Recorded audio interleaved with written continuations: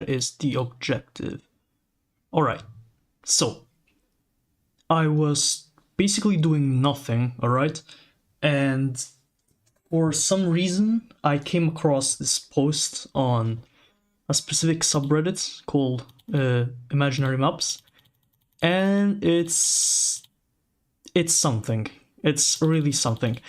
Okay, so you might all know that I really like world building and things like that. I just kind of like those things. And yeah, up to that point, I think we can all agree that world building, alternate history, maps, things like this, history and mods, whatever, are all pretty interesting things, you know? So, nothing very weird about that. But then, yeah, I kind of like looking at other alternate histories to get a kind of inspiration for mine own. And for some reason, I was just scrolling the server that was talking about these things. Are we actually even live, bro? What? Just mute the volume.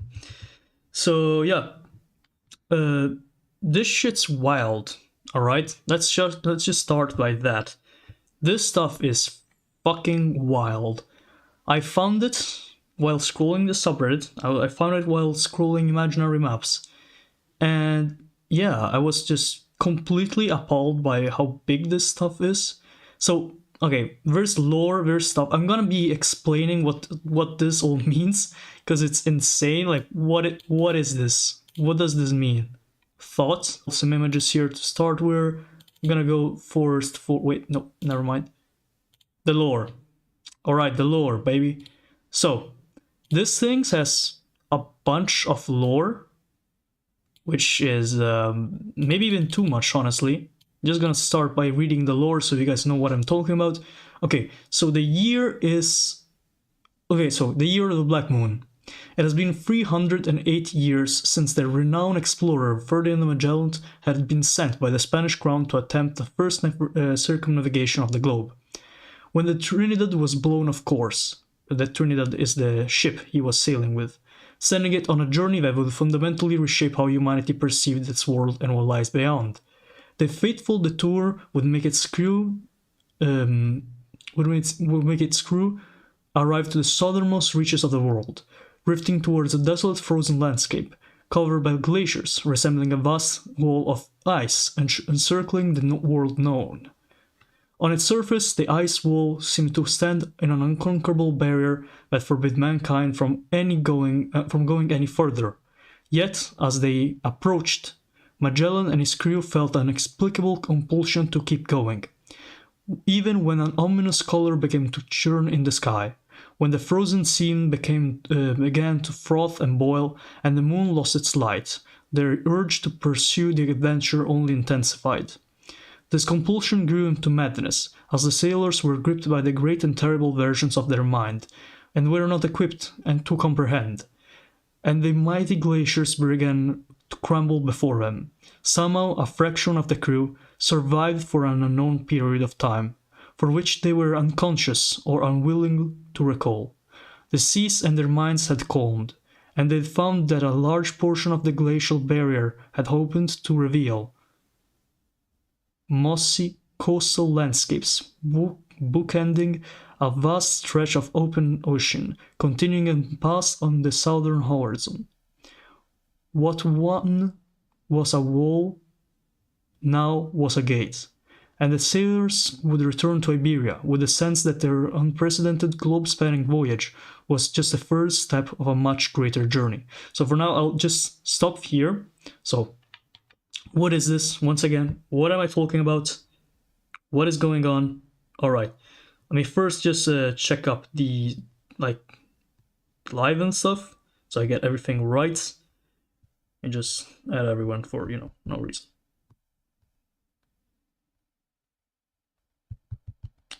So, what am I talking about? So this is the start of the lore. Where we at? I think we are, at Magellan exploration, we're, in the 16th and 15th centuries. So we're in Spain, we're going on an expedition, going here, in the Straits of Magellan, and for some reason, Magellan goes not here, but he goes, I believe here, and the walls of ice, which would be Antarctica, of course, literally disappear, all right? And they are encountered, they encounter what appears to be, and I'll read this, all right? With Magellan nowhere to be found, Juan Sebastian Elcano led to the remaining ships back to the Old World, finding unrest and upheaval everywhere they went. South of the equator, they found Old War, finding unrest and upheaval everywhere. They found coastal villages ravaged by tsunamis and storms, the destitute people stricken with apocalyptic terror, with many perceiving the Black Moon as an omen of the end of the days. As they moved north, they found less destruction, but just as much unrest. The moon had remained pitch black ever since the wall of ice had opened, a nightly reminder to the peoples of every land that something about their world had changed. The explorers kept what they witnessed as closely regarded secret, only telling the tale once they had direct audience with the King of Spain. Each man recalled what he saw while approaching the ice wall differently. Each of the visions were unique, mostly incoherent and contradictory, but there was a single common element every man could describe in pristine detail. A tall, ethereal woman whose skin was dark as cavernous abyss, but at the same time glowing with some otherworldly energy, standing atop of the glacial wall, staring them down with closed eyes. Without speaking, she called out to them, beckoning them to come closer, to join her atop of the wall, and peer over the other side to see what lays beyond. And I'm just gonna put up the actual picture of the woman, since the artist that made this story actually drew her, so this is her, apparently. I assume, actually, I am not really sure 100%, but I think that's her. So you already know this stuff is weird. Like, there's no going back, alright? It's already been pretty weird so far. Dream of the Atlas. For decades, the moon remained an empty black void. The long dark nights passed around to the known world with millions of restless minds consumed by speculation and a desire for answers. In every society, scholars, philosophers, and holy men will struggle to interpret the sign from the heavens and ease the worries of the masses. In Punjab, the followers of Guru Nanak Dev were particularly emboldened by this cosmic spectacle. Whether it be a sign of change or a sign of doom, it was the duty of the Sikhs to spread the truth of the faith to the confused and divided peoples of their land, and together proceed on a new spiritual path in peace and unity. With local Sunni and Hindu authorities struggling to reach a consensus in regards to the Black Moon event, many of their followers turned to the Guru for answers, and their Sikh faith blossomed all across the Indus Basin. So apparently, for some reason, this thing, the thing that happens, the end of the ice wall, actually helps the Hindus, actually spread. So interesting. Following the initial confusion regarding the Black Moon, the story of Magellan's fateful expedition crept its way across the Old World.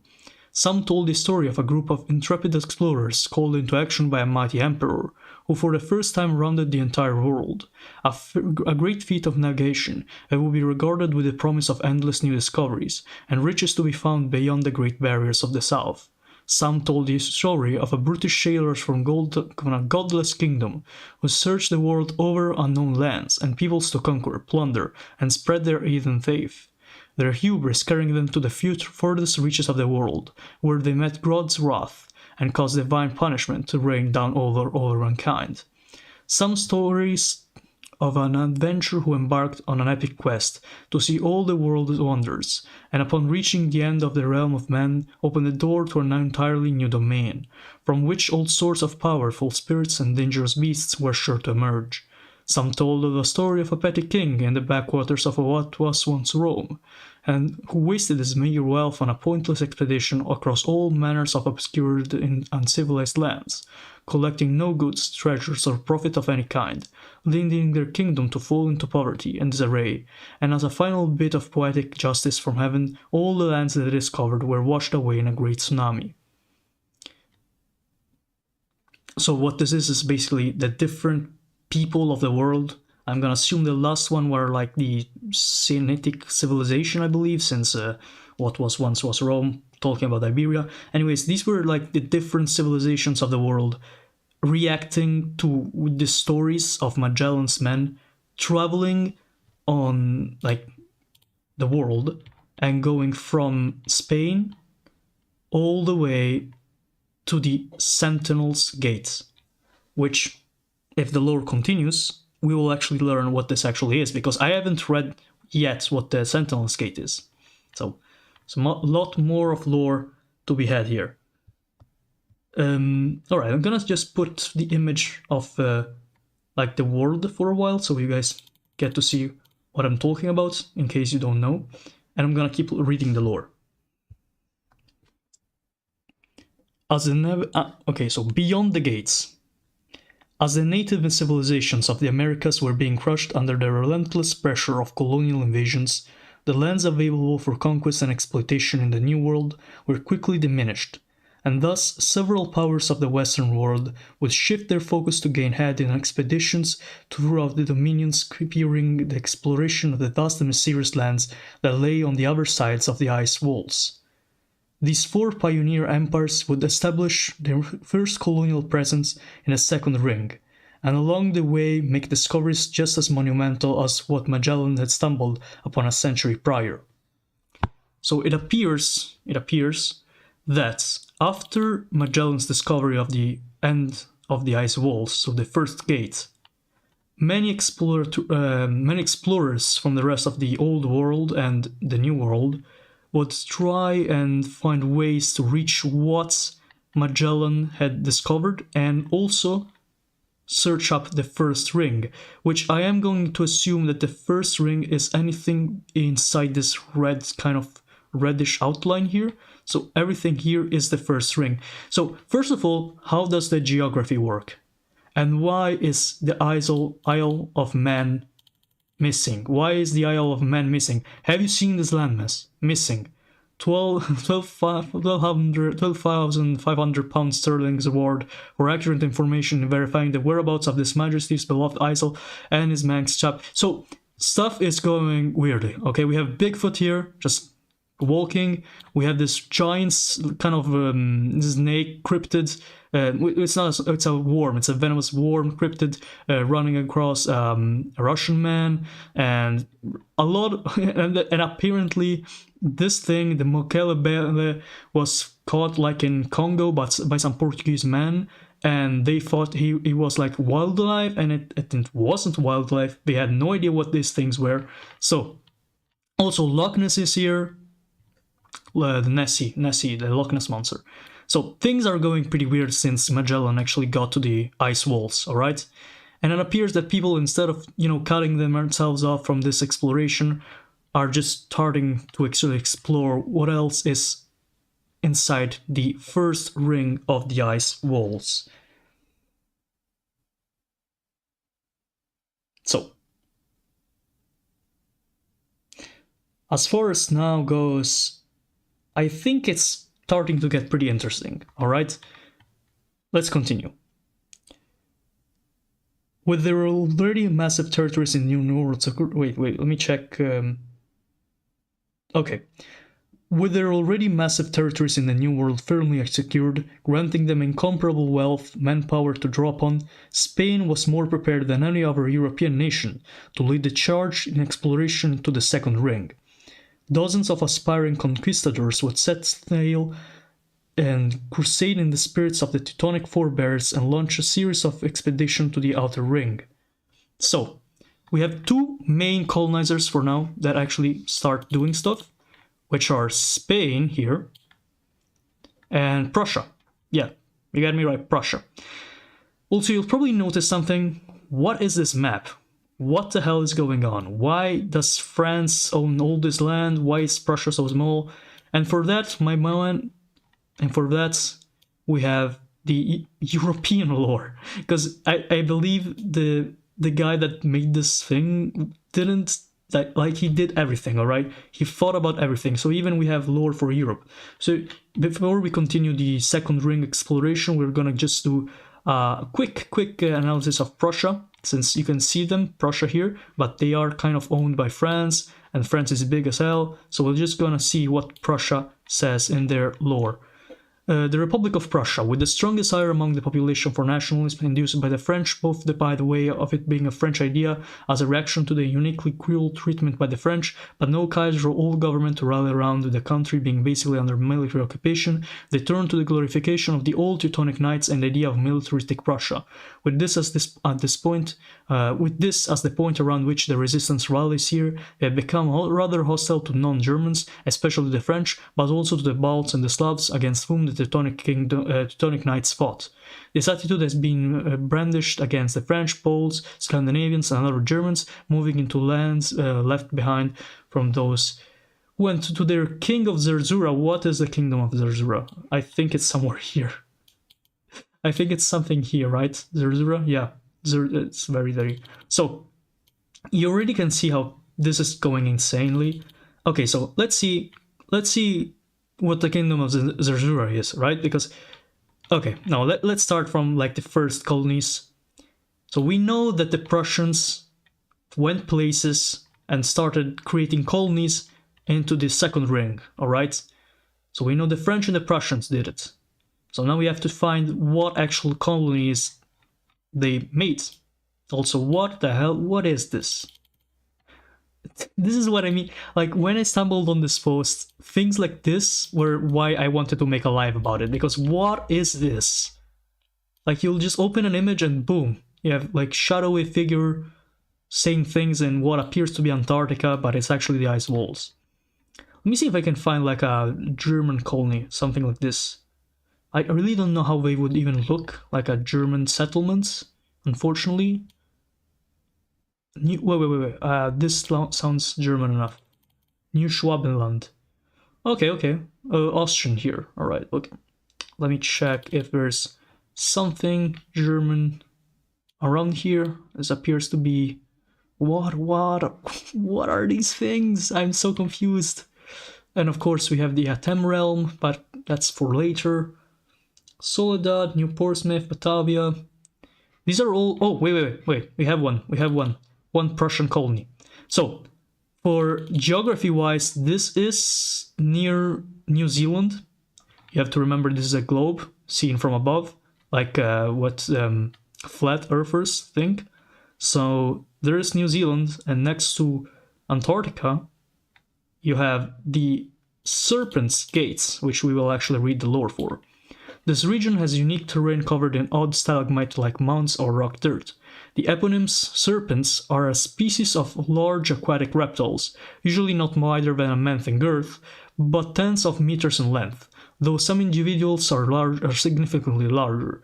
These serpents swim with their bodies in bizarre contortions, constantly twisting and turning, wrapping around and through schools of fish which they feed off. Surprisingly, the fish themselves seem to prefer to swim with the serpents, sticking close by even when the serpents is killed or injured. As a result, the fishing industry revolves around simply killing the serpents and using their bodies to lead around a school of fish. A school is like a group of fish. So already we have like cryptids and bizarre creatures living near the ice walls. But what I noticed is that here we have New Poland, which appears to be a Prussian penal colony, where troublesome Poles with wouldn't assimilate were deported.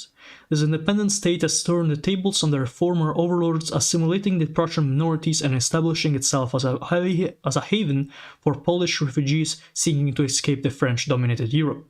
In a land where much harsher winters, the drowning of Marzana has become the favorite holiday of the locals, which, with extravagant celebrations where the giant effigies of winter goddesses are burned and tossed into the ocean to commemorate the arrival of spring. So already we have a couple of questions. What is the drowning of the Marzana? What goddess are they talking about?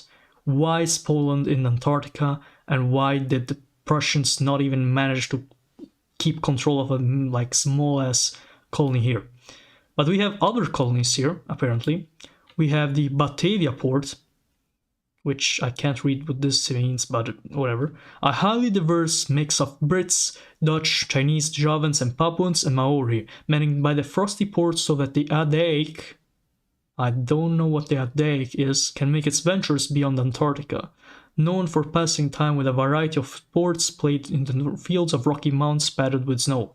I'm gonna assume that the Adaic thing is like a trade company, like the East Indies Company, something like that. So we already have a Dutch colony and a ex-Prussian colony being founded in what once was Antarctica, but now is the barrier and the Serpent's Gate of the ice walls. That's already pretty interesting. Let's see what else we got. We get the Ghiaccio Splendente, this thing. Post-Venetian colony. Also, I know the quality is awful, right? You don't need to mention it. Germany was in Antarctica once. Austria-Hungary commenter says something like this. I believe that they still are. In fact, if we go all the way south, or in this case, like north. No, wait, yeah, still south. If we go all this way south, you can see there's Neuenschwabenland, which is similar to New Schwabenland, New Swabia, which was the real German colony in Antarctica in real life they established. I mean, it's a bit controversial, so I'm not really gonna mention it too far, but the important thing is there's people colonizing from all parts of the world, and we know this because we have even an Italian colony, a Venetian colony. So Ghiaccio Splendente is a Venetian colony. This surprisingly wealthy nation serves as a preferred port for all ships passing through its Serpent's Gates. The beauty of its capital is renowned worldwide, with immaculate towers of ice carved from coastal glaciers, housing great casinos and markets full of luxury goods from around the gate and exotic lands that lie beyond. So we already have like the Singapore of these Serpent's Gates. So we go, okay, let's say the Venetians, which I also noticed that don't really exist anymore as an independent state. So let's say the Italians. Let's get these guys. Do a little expedition here, a bit of expeditioning, one would say. Like this, all the way here, pass through Gibraltar, oh my god. Avoid Greenland, go north, go here, pass through these islands here, or whatever. Then they, maybe even have a colony here, maybe, I don't know. They pass through New Zealand, and they go in north, but instead of getting colder, the climate just remains as in Australia, kind of. Or it's not as bad as it is in Arrive. And they establish the colony of Ghiaccio Splendente. Which oh my god, okay. Wait, let me check if I can make it a bit better. Maybe? Oh boy. Let me check if I... apparently not. So whatever. Ghiaccio Splendente, we're gonna just color you green, because why not? You are an Italian colony. So, we have a bit of a Singapore situation here. Everybody wants to get out of the Serpent's Gate has to pass through Ghiaccio Splendente because they are rich and they have casinos, apparently. Let's see who else comes here. I saw, okay, Nuova Yakutia, Russia. So this is a Russian colony in the Serpent's Gates. Seeking to thoroughly populate its first large overseas colony, the Russians sent their Yakutian minorities to settle the interior, who found themselves at home on the island's vast flat tundras, where they managed massive herds of reindeer, producing plentiful bounties of meat and leather that bolstered the local economy. So we really have like a bunch of colonial powers. So we have the Prussians that then had their colony rebel and turn into Poland, New Poland. We have the Batavians or Dutch. We have a colony here. We have English colonies, which are private colonies established by New England. We have Spanish colonies. So Republic of Soledad, I'm just going to quickly mention it. The Republic of Soledad, which is apparently on the a vast amount of the shores here in these areas of Antarctica. While the Soledadians resent the Spanish crown for their abandonment, and the Lejanos desperately seek to reunify with their motherland, both nations have ended as economic vassals of the nearby Venetians, so the Ghiaccio Splendente colony, whose trade and investments is the only thing keeping the two poor nations from total collapse. And finally, we even have a UK colony here. I can't read the name, unfortunately. I'm just gonna call it Antarctica because why not? Governed as a part of Australia, so you can see here that it's connected to Australia more than it is to our world's Antarctica. So governed as a part of Australia and settled originally by especially bad criminals, the actual mass murderers of the sort, and the less horrible ones when Australia began using it as the Brits originally used Australia. This territory matches the Yi colony in terms of alcohol consumption, Ghiaccio Splendente in terms of gambling, and outpaces all their neighbors when it comes to shady dealings performed out in the wilderness. So, once again, stuff gets weird. And we're not even yet done because we have a Japanese colony here, which appears to be named Minzmigichi, I think. Outside of the few Yamato-dominated port cities, the Ainu people hailing from northern Japan make up the majority of the population. Initially deported here against their will, the Ainu would come to appreciate the freedom to continue the traditional way of life in isolation, leading all but the most stubborn tribes to relocate to this new frontier. With a healthy supply of grey bears introduced from Thule, they have learned to tame the beasts more effectively than they ever did in their homeland, training them to be hunted partners and beasts of burden. So, very interesting stuff. So above the Russian colony and next to the Korean colony we have a Japanese colony. But it's a Japanese colony that actually comes from the Ainu population, which in a sense makes sense because we're talking about the Ainu. So, no wait, this is not, I don't remember the name of this kind of island. I think it's Hokkaido. Anyways, so these guys, wait, let me get the right color here. So these guys went right here and passed through this land. Then they passed through, I believe, again, New Zealand because it might be a good area to stop by. And then they established at the Serpent's Gates the Minzmiguchi colony. So that is very interesting, you know. It's very interesting stuff. And we're not done yet. Instead, we're just beginning, actually, I guess. Alright, so what else? We have a whole sort of area here, which is a completely different continent from anything we have in the real world, alright? So this is the first continent I will talk about in the area called Xenonesia, or Xenonesia, depending on how you pronounce it. So Xenonesia has lore too, so we will immediately read it, but I actually would like to get myself the page for this since it's easier.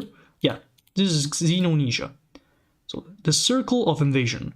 This vast region of the ocean plays host to several archipelagos, are remarkable in size but notable for the unusually warlike nature of their wildlife. In every sphere of society, Xenonesian animals will rush in an attempt to seize whatever they covet with ferocity, be it resources, mates, or territory. There is little hesitation or caution, and much energy. This draws a strange parallel with the lives of the Xenonesia's sapient inhabitants. So already we are seeing something different from normally. We know that these people, the inhabitants of Xenonesia, have like humans in them. So these guys are humans, alright? Or they should be, at least, alright? Which is weird considering, you know, we're outside of Earth. Yet we have humans. So let's see how they actually got there, if it's explained. First came from the Lapita. Oh my god. This thing is so fun. If you know what Lapita is, this stuff is so funny. It's so good. It's so good. Arriving by sail around 1200 BC. Though they spread rapidly without obstacles, what came next was not prosperity but brutality. Coveting each other's wealth, island kings waged war on one another relentlessly. Internal rivalries married every society not at war, to such an extent that no head was safe, either from the noose or from the axe. Tribesmen turned on tribesmen, family upon family, sibling upon sibling. When a strange... oh my god. This just gets better. Every time I read it, there's something weird being added to it. When a strange extraterrestrial being known only as this Thoth arrived, it was all but one particular kingdom could do to beg him to put an end to this all beheading madness, and without hesitating, he did so. I see where this is going. Oh my god. Namely, by removing heads. What Thoth created was the Blamye, a bizarre race with the facial features of their torsos, no head, a bone plate to protect their most vital organs, and freakish, unnatural strength. This resonated would protect them not from only decapitation, but from any further violence, as even unharmed confrontation was liable to the end in the mutual destruction. Of course, he soon came to his senses and fled the archipelago in disgust, leaving the kingdom to come to terms with their horrendous disfigurement. They were surprisingly happy with his vast handwork, no longer needing to worry about violence among themselves, but the rest of normal headmen remained locked in vicious war, and soon the Blemius launched a campaign of systematic genocide, oh my god, that erased every last human with a good head on their shoulders. Within decades, all of Xenonesia's headed population had left to Aten, or Dishposu, which I know what Aten is, I don't know what Dishposu is. And with that, Xenonesia was finally at peace again. The united government they forged, a great circle, survived well until quite recently. It was simple and tranquil existence where a single benevolent Big Blem rules. A Big Blem ruled over the many cities and social circus of the island. Only occasionally raids from goblin pirates. What the goblin pirates? This is so unreal. Okay, the goblin pirates and vengeful Dishposen and academic pirates disturbed their peace until the first worlders arrived. Damn, this goes hard. Alright, so let's see if we can start from somewhere. Let's go back to our lovable map. So, let's go back to the Japanese, since they seemingly are doing well. They established this Minzmiguchi colony here. Alright, so they are doing something, and they deported all the Ainos here. So what are they going to do next? Of course, since the trade routes go right here, I'll start a colony here and here. So we already know where to start. Let's see what they did. Let's see what these colonies look like. So, first colony is Hins-Hifima, I think. Hins-Hifima, the site of Japan's calamitous arrival in Xenonesia that wiped out or expelled all the Blemia from this archipelago, as well as most of the native bird species, courtesy of the vicious Shiba Inu. Oh my god. This is so good. So apparently the Blemias, which I will actually show a picture of, since in case you didn't understand what they said before, these are what these guys look like. It's like from the Roman beliefs that in sub-Saharan Africa, where we're actually not in like in Sudan, there were people without heads. The Romans, ancient Romans, actually believed this, or at least they thought they did. And in this world-building history, the Blemia people are real, and they live beyond the ice walls, which is so funny. Anyways, so the Japanese got to the islands and established a colony of Ins-Shifima, or Ins-Shifima, and immediately genocided the Blemia, or expelled them. And then the Shiba Inus, which are the dogs, Doge dog, you know, that guy, like killed the local bird population, which I'm gonna assume it was like something like dodos or something like that, since we're on an extinct thing, you know. It is the Empire's first and most developed settler colony, recreating their homeland in what is essentially a second Japan on the seas of the New World.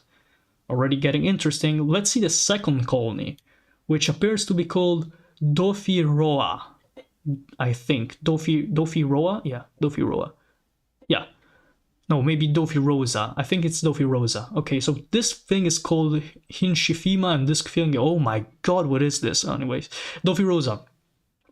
The Dofirosan Blemia were prepared for invasion after the fall of Oshifima, in Shifima, whatever, and put on a formidable fight on their many shores, leaving Japan with only a Pyrrhic victory, as the headless humanoids continued to maintain fierce guerrillas into the interior, and utilizing any and all tactics to sabotage the Japanese at any turn.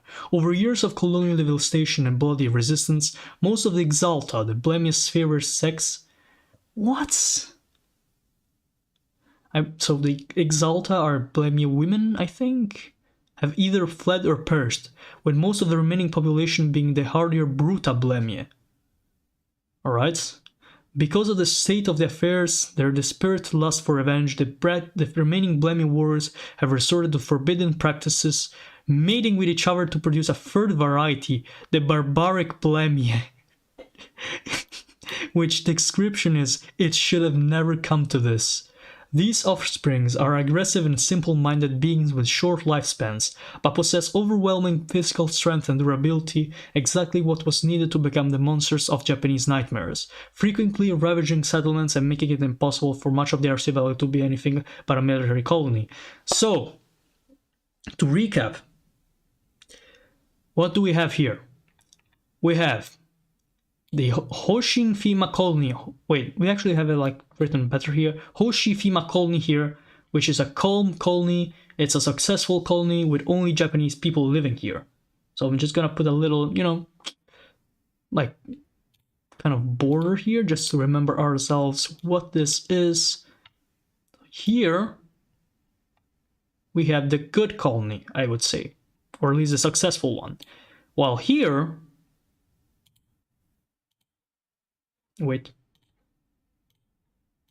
while here we have Sophie Rosa, which is it's a fucking mess, alright?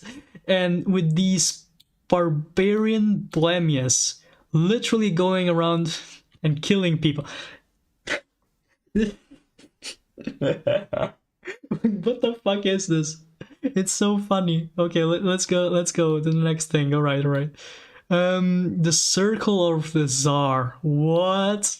Okay, so the Russian... Okay, we knew the Russians were doing stuff like this, so there's not really anything new, honestly. So the Russians came from the colony of Novo Yakutia, where they deported... Actually, they didn't just deport them. I think they just went there. Yeah, they sent the minority of the Yakutians from the Yakutia Peninsula there. So these guys went north too, because of course they did. And guess where they went? To the Circle of the Tsar.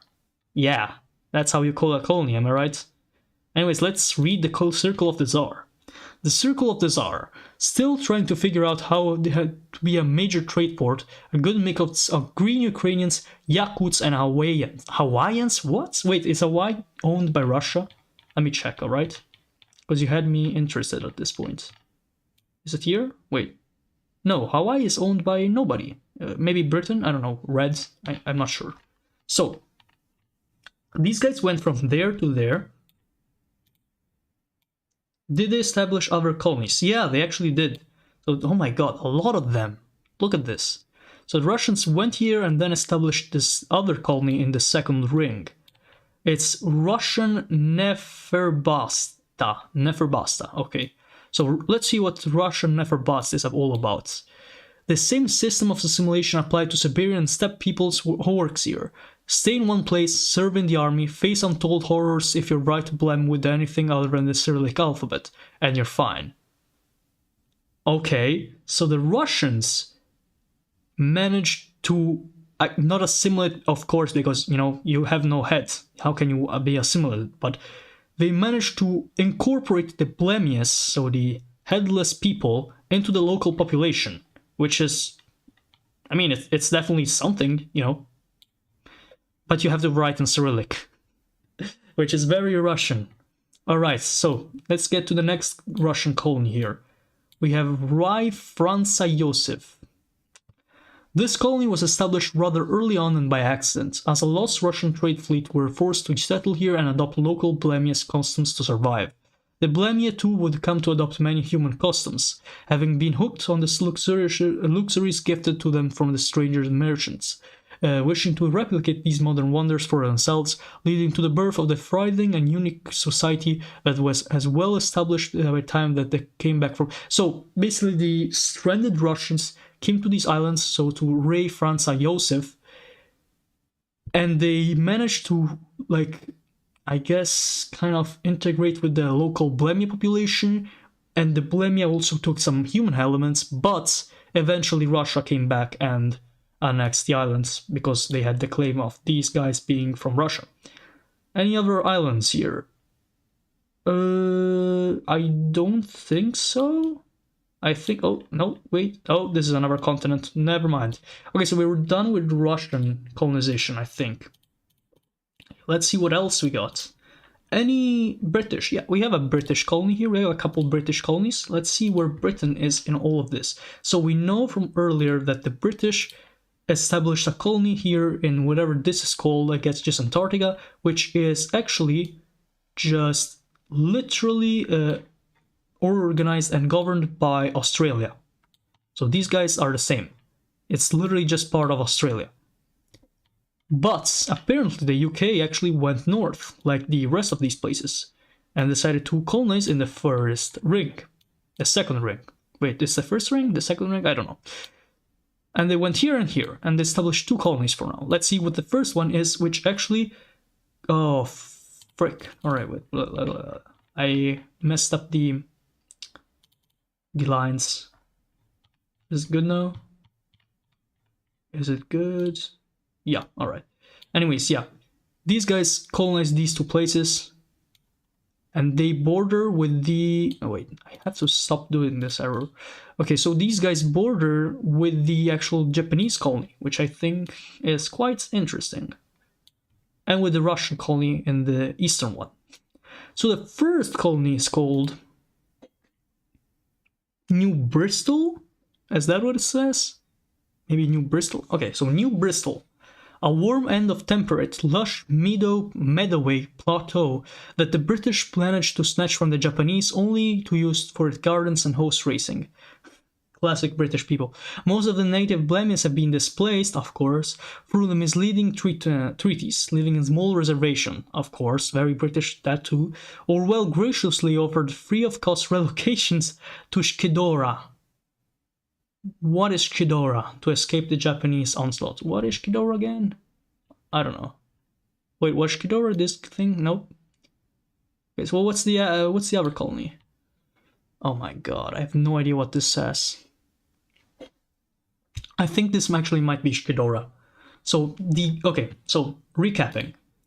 The British established this colony and did exactly what the Japanese did, basically, but maybe a bit better. So the Japanese genocided the local Blemia population, while the English went here and kind of colonized it, and did the same strategy they did in America, so they gave reservations to the local populations, or they deported them to a colony they call Shkidora, which is I think here is Shkidora. I'm just gonna rename this since nobody's doing this. Let's call this Shkidora. Oh god, okay, never mind. Let me get a bit bigger here.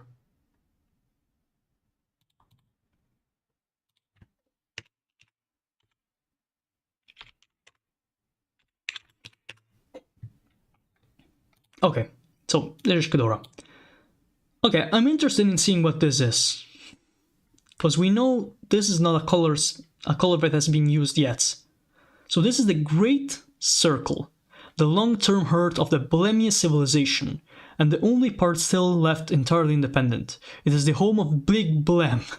I can't but laugh when I see Big Blem, the most powerful and respected of the Blemier leaders, as well as the most developed and most populated land in Xenonesia, especially so after receiving hundreds of thousands of desperate refugees eager to follow the command of Big Blem and dedicate their efforts into the preservation of their homeland and the survival of their Blemia people.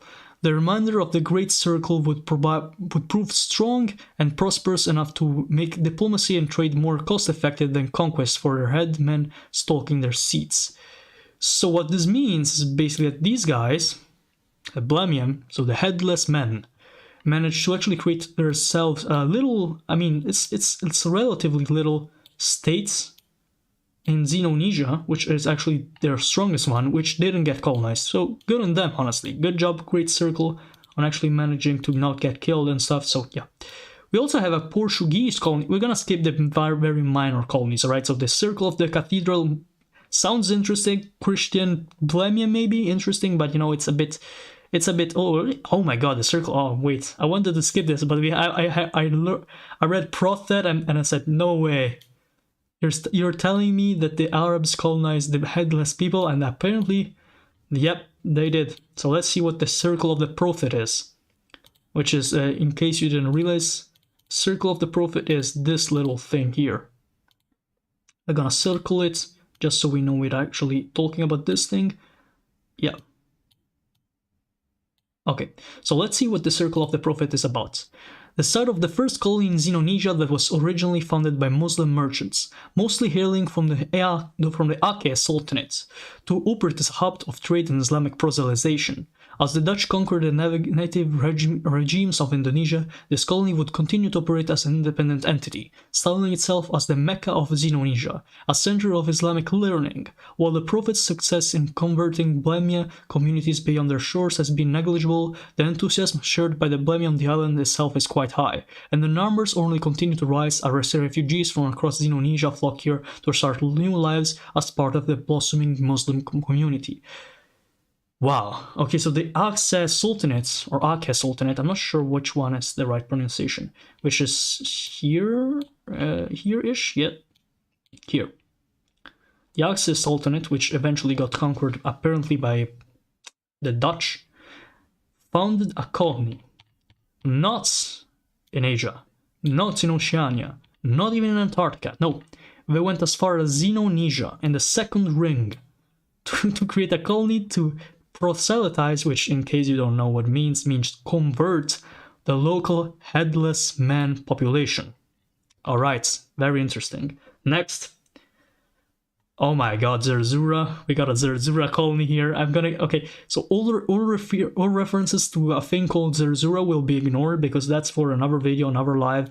Because that stuff is insane and I don't even know how to... Yeah, I don't even know how to approach this without actually talking about Zerzura itself. So this will be... Oh my god, Prussians. Oh my god. Probably between the Prussians and the Blemia. Oh my god. Alright, so... We got... Okay, so these are the colonies we already did, right? Yep.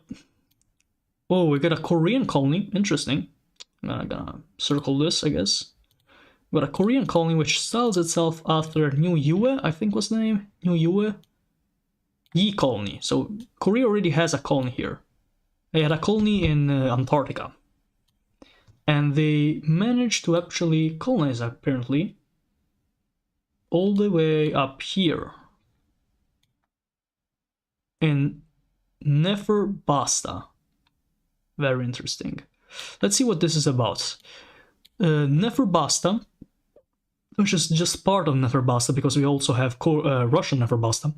The Korean script being so easy to learn, Korean food being appealing to Blemia, and the friendliness of Korean drinking culture meant the assimilation didn't need to be forced in most places, but was definitely the goal. Okay, so basically the Koreans just went here and colonized these islands. Alright, so the Blemia didn't get enslaved or bad stuff happened. Oh, we have another colony, interesting, isn't it? So we went even northern, and we have the colony of Jobo Ali. Jobo Ali, large tracts of farmland manned by Blemia and Korean ruled by a rotating selection of iron-fisted, unhurted but ultimately practical governor. Alright, so kind of more colonial, I guess. We also have, apparently, a Dutch colony here, and a Vietnamese colony. Damn, alright. And here we have a colony from Siam, or Thailand, whatever. Okay, all these are interesting, but I think we don't want to go extremely... I'm gonna talk about the Circle of the Sea Form. This sounds pretty interesting to me, alright? So let's talk about this thing. Technically independent, but really a collection of Blemia who threw away their dignity to fake grins and serve rich tourists all day, thus avoiding several far worse fates. Okay, that's horrible, alright? I didn't know this was so horrible. Let's go to the next one. Oh my god, these are horrible to name because the quality is so bad. It's already difficult to see the names. And you get this. Okay, Wang Corfern, Wam Corfern, something like this. Wang Corfern. Blemis are large, strong, resilient people, capable of laboring intensely for long hours. For some, there's only one obvious conclusion. This horrid state set up and operated mostly by Vietnamese, but with European, Korean, and especially Japanese interests behind its exists for the capture and trade of Blemian slaves, either in marauding incursions of other islands or the local population. So, yeah, this is probably the worst one. You gotta X this one out.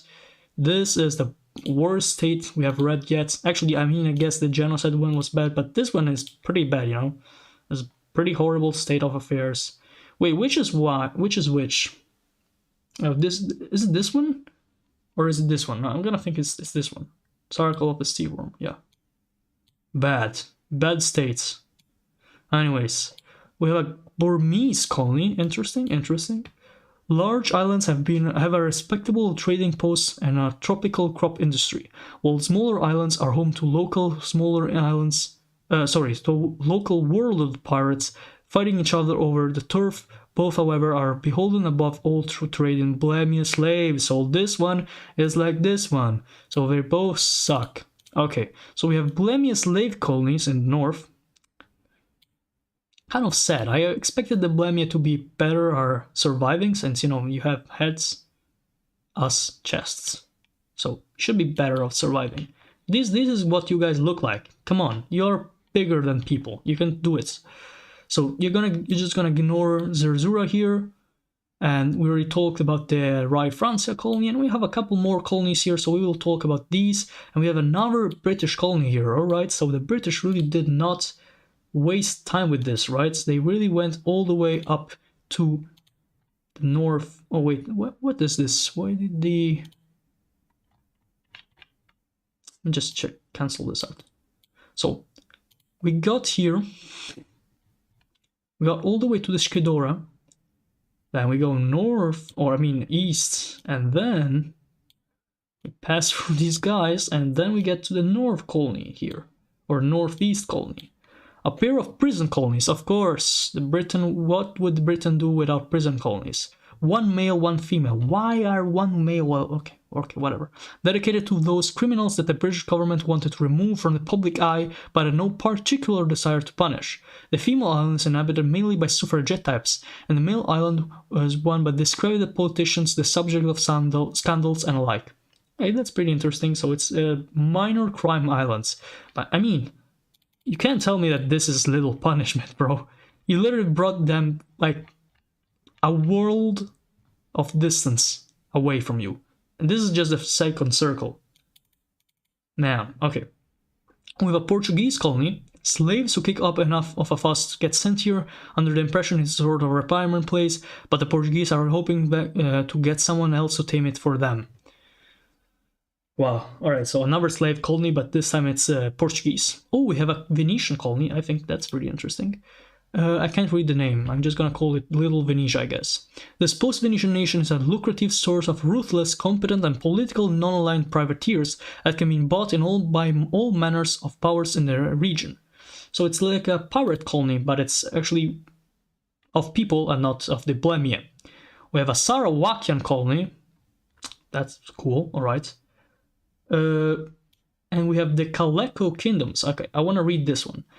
The descendant of stranded Spaniards. Oh, this is cool.